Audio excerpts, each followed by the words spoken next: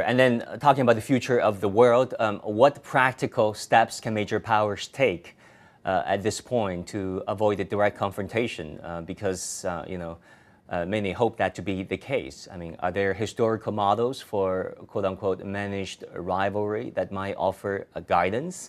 I mean, for major powers hailing from different, ideologies and different cultures. By that, I mean China and the United States.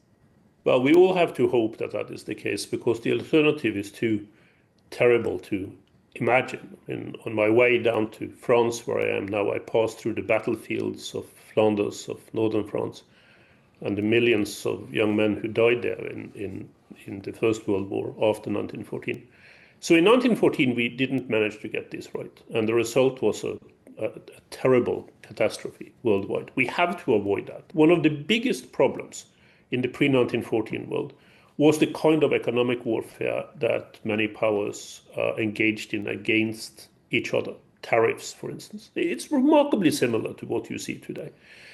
These approaches almost never work. They destabilize the international situation for very, very little gain. And this is where I'm more hopeful.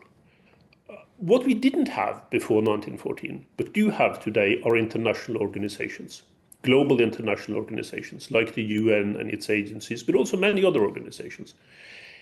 Participating in those fully, letting them get more of a position and room to play within the international community is something that can help reduce the overall tensions that led to war 100 years ago.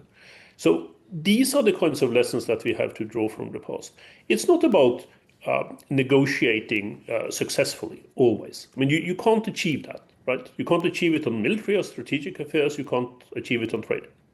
The problem is to avoid getting into a situation when this becomes a slippery slope, and where sane people, conclude that war might be the only way out. That's what we have to avoid.